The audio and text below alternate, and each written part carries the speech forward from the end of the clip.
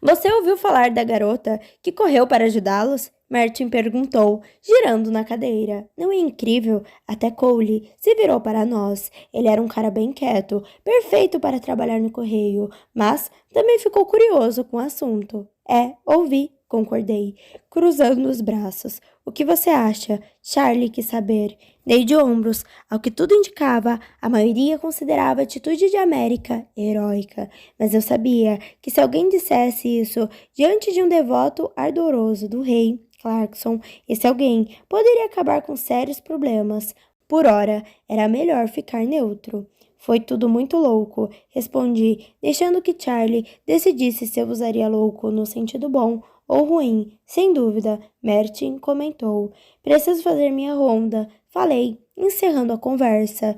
Vejo você amanhã, Charlie. Me despedi com uma leve continência. Cuide-se, ele respondeu com um sorriso. Segui até o final do corredor para pegar meu bastão no armazém, embora não visse sentido naquilo. Preferia o revólver. Quando subi a escadaria e cheguei ao segundo andar, dei com Celeste vindo em minha direção. Assim que reconheceu meu rosto, ela mudou todo o porte. Parecia que, diferente da mãe, ela pelo menos era capaz de sentir vergonha. Ela se aproximou com cautela e parou. Soldado? Senhorita, disse com uma reverência. Seu rosto estava tenso. Ela ficou parada, ponderando as palavras. Só queria ter certeza de que você entendeu que a nossa conversa ontem foi puramente profissional. Quase ri na cara dela. Suas mãos podiam ter ficado apenas às minhas costas e braços, mas não havia como esconder a insinuação em seu toque. Ela também tinha levado as regras ao limite, depois que lhe contei que tinha sido 6, antes de me tornar soldado. Ela sugeriu que eu seguisse a carreira de modelo, em vez de militar. Suas palavras exatas tinham sido: somos iguais agora. Se isso aqui não der certo para mim, me procure quando sair. Celeste não era o tipo de garota que ficava esperando os outros tomarem uma atitude. Então, não achava que ela estivesse apegada a mim, de modo algum. Também suspeitava que seus lábios estivessem especialmente soltos naquela noite pelo excesso de álcool. Mas de uma coisa eu tinha certeza absoluta: ela não amava Maxon, nem um pouco. Claro, respondi cuidadoso. Só quis dar um conselho para sua carreira. É difícil se adaptar a um salto tão grande de casta. Desejo toda sorte a você, mas quero deixar claro que meu afeto pertence única e exclusivamente ao príncipe Maxon. Quase a questionei quanto a isso. Quase, mas vi o desespero em seu olhar misturar-se a um medo avassalador. No fim das contas, acusá-la seria acusar a mim mesmo. Eu sabia que ela não se importava com Maxon e não tinha certeza se alguma daquelas garotas importava para ele, pelo menos como deveriam. Mas condená-la ou fazer algum tipo de joguinho não nos levaria a nada. E eu me dedico totalmente à proteção do príncipe. Tenha uma boa noite, senhorita. Pude notar a dúvida pairando em seus olhos. Eu sabia que Celeste não estava completamente satisfeita com a minha resposta, mas nada faria melhor a uma garota como ela do que um pouco de medo. Respirei fundo e dobrei o corredor em direção ao quarto de América. Estava morrendo de vontade de entrar. Queria abraçá-la, conversar com ela. Parei diante da porta e encostei o ouvido ali. Consegui ouvir as criadas, o que significava que ela não estava sozinha. Mas depois distingui sua respiração difícil, os soluços de seu choro cansado.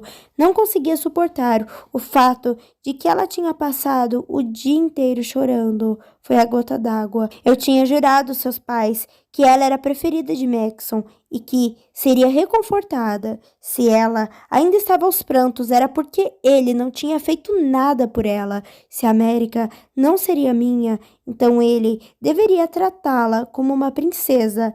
Até então, Maxon falhara catastroficamente. Eu sabia que ela deveria ser minha. Bati na porta sem dar a mínima para as consequências.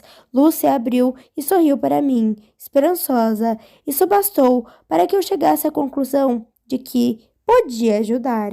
Perdão pelo incômodo, senhoritas, mas ouvi o choro do lado de fora e quis checar se estava tudo bem. Passei por Lucy delicadamente e me aproximei da cama de América. o máximo que minha ousadia permitia. Nossos olhares se encontraram. Ela parecia tão indefesa ali que precisei me controlar para não levá-la para longe daquele lugar. Senhorita América, sinto muito por sua amiga. Ouvi dizer que ela era especial. Se precisar de qualquer coisa, estou aqui. Ela ficou calada, mas notei pelo seu olhar que juntava cada pequena memória dos nossos últimos 2 anos e as tecia no futuro que sempre sonháramos ter. Obrigada. Sua voz soava tímida e esperançosa ao mesmo tempo. Sua gentileza significa muito para mim. Abri o mais sutil dos sorrisos, mas meu coração queria saltar para fora. Eu já tinha examinado seu rosto sob os mais variados ângulos e milhares de momentos roubados. Pelas suas palavras, eu sabia, sem dúvida alguma, ela me amava. A América me ama, a América me ama, a América me ama. Eu precisava encontrá-la a sós. Daria um pouco de trabalho, mas eu conseguiria. Na manhã seguinte, me aprontei horas antes de meu turno começar. Conferi todo o posicionamento dos guardas, os turnos da limpeza, os horários das refeições da família real, dos soldados e dos funcionários. Estudei aqueles dados até que tudo se juntou na minha cabeça e eu pude ver as lacunas na segurança. Às vezes me perguntava se os outros guardas também faziam isso ou se só eu prestava tanta atenção. Em todo caso, eu tinha um plano, só precisava avisar a América. Meu posto naquela manhã era no gabinete do rei, onde eu tinha a missão incrivelmente tediosa de guardar sua porta. Eu gostava mais de fazer as rondas, ou pelo menos ficar em uma porta mais aberta do palácio. Para ser sincero, preferia qualquer lugar longe do olhar frio do rei Clarkson. Observei Maxon tentando trabalhar. Ele parecia distraído naquele dia, sentando em sua mesinha que aparentava ter sido um acréscimo de última hora à sala. Não pude deixar de considerá-lo um idiota por ser tão descuidado com a América. No meio da manhã, Smith, um soldado antigo do palácio, irrompeu pela porta.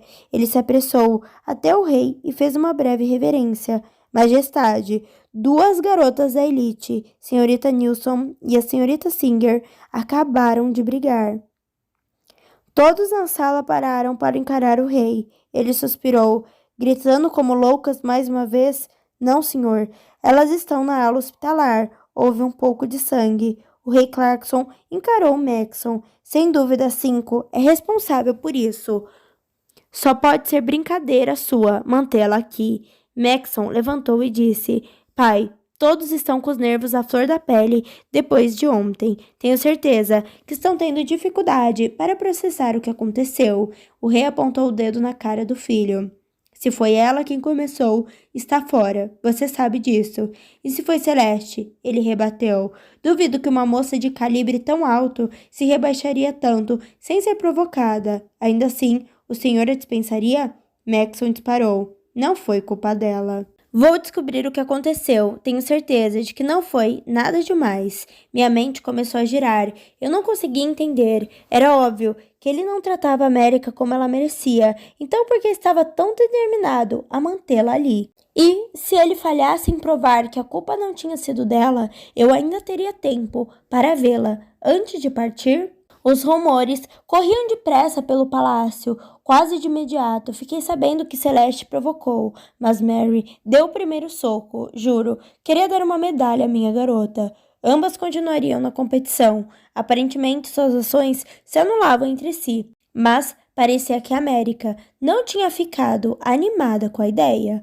Ouvir essas palavras fez meu coração ter ainda mais certeza de que a tinha reconquistado. Corri para o meu quarto e tentei resolver tudo nos poucos minutos de que dispunha. Rabisquei um bilhete que fosse o mais claro e breve possível. Então, segui para o segundo andar e fiquei esperando as criadas de América saírem para comer. Quando entrei em seu quarto, fiquei em dúvida sobre onde deixar o bilhete, mas, na verdade, havia apenas um lugar onde colocá-lo. Só esperava que ela visse. Enquanto voltava pelo corredor principal, o destino sorriu para mim. A América não parecia sangrar, então fora Celeste quem saiu ferida. Quando ela se aproximou, consegui distinguir um pequeno inchaço em sua cabeça, quase totalmente oculto sob seus dedos. Apesar disso, vi o entusiasmo em seus olhos no segundo em que ela me notou. Deus, como eu desejava apenas sentar com ela. Respirei fundo. O autocontrole daquele momento seria recompensado pela privacidade mais tarde. Parei quando ela chegou perto e fiz uma reverência. Jarro. Me endireitei e saí, mas sabia que ela tinha entendido. Após pensar por um instante, ela quase correu pelo corredor, sem olhar para trás. Sorri, feliz em ver a vida retornar a ela. Aquela era a minha garota. Morto? Perguntou o rei. Pelas mãos de quem? Não sabemos ao certo, majestade, mas não esperávamos menos os simpatizantes que foram rebaixados de casta. O conselheiro respondeu. Ao entrar discretamente para apanhar correspondência, logo me dei conta de que ele falava da população de Bonita.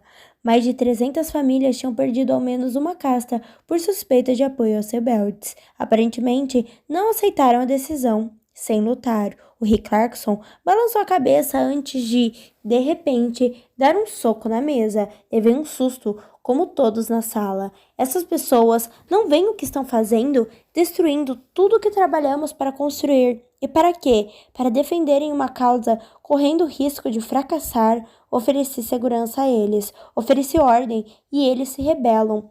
Claro que um homem que tinha tudo o que poderia querer ou precisar não entendia por que uma pessoa comum gostaria de ter as mesmas oportunidades. Quando fui recrutado, fiquei ao mesmo tempo animado e aterrorizado. Sabia que muitos consideravam o recrutamento uma sentença de morte.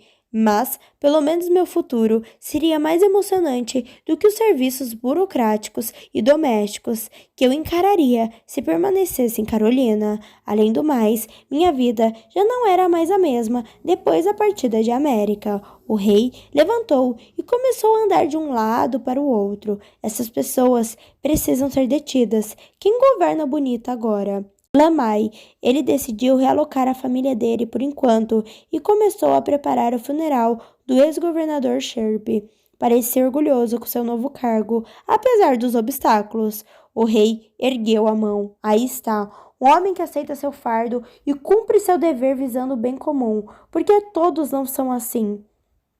Cheguei perto do rei para pegar as cartas. Ele ainda falava: mande Lamai eliminar qualquer suspeito do assassinato imediatamente. Mesmo se ele errar o alvo, o aviso estará dado e precisamos recompensar quem repassar informações. Precisamos ter alguma dessas pessoas do sul em nossas mãos. Dei meia volta rapidamente, desejando não ter ouvido aquilo. Eu não apoiava os rebeldes.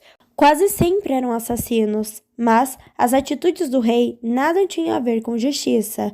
Você aí, pare. Olhei para trás, sem ter certeza se o rei tinha falado comigo. Tinha, e observei enquanto ele escrevia um bilhete. Leve este ao correio. Os rapazes de lá têm o endereço certo. O rei atirou o bilhete de qualquer jeito na pilha em meus braços, como se não possuísse nenhum valor. Continuei ali, imóvel, com dificuldade de sustentar todo aquele peso. Pode ir, ele ordenou, enfim. Como sempre, obedeci. Com muito esforço, levei um monte de cartas até o correio. Isso não é da sua conta, Espen. Você está aqui para proteger a monarquia. Isso protege a monarquia. Concentre-se em América. O mundo ao seu redor pode ir para o inferno. Importante é ter a América. Endireitei-me e fiz o que devia. E aí, Charlie? Ele assoviava enquanto recebia a pilha de cartas. Dia cheio hoje. Parece que sim. Esta carta, o rei não tinha endereço à mão, mas disse que você teria. Falei, apontando para a carta dirigida a Lamai no topo. Charlie desdobrou o papel para ver qual era o destinatário e a leu rapidamente. Ao terminar, parecia consternado. Ele olhou para os lados antes de levantar os olhos para mim e perguntar em voz baixa: Você leu isto? Neguei com a cabeça, engoli em seco, me sentindo culpado por não admitir que já conhecia o conteúdo da carta. Talvez eu pudesse ter evitado, mas estava apenas cumprindo meu dever. Charlie murmurou enquanto girava em sua cadeira. Acabou batendo em uma pilha de cartas já separadas. Qual é, Charles? Martin reclamou. Levei 3 horas para separar isso. Desculpe, vou arrumar. Bom, Ledger, 2 coisas. Ele pegou um envelope solitário e me entregou. Primeiro, isto chegou para você. Reconheci imediatamente a letra de minha mãe. Obrigado, eu disse, apertando o papel nas mãos, desesperado por notícias. Sem problemas, ele respondeu despreocupado. Em seguida, pegou um cesto de arame e prosseguiu. Segundo, você poderia me fazer um favor e levar esses restos de papel para a fornalha? É melhor ir imediatamente. Claro, Charlie assentiu. Botei minha carta no bolso para poder segurar melhor o cesto. Oi, tudo bem? Mais um capítulo aqui, mais uma parte desse casal maravilhoso que eu estou amando. E aí, gostou? Não esqueça de se inscrever no canal, deixar o seu like e deixar o seu comentário. Qual foi a sua cena favorita até agora?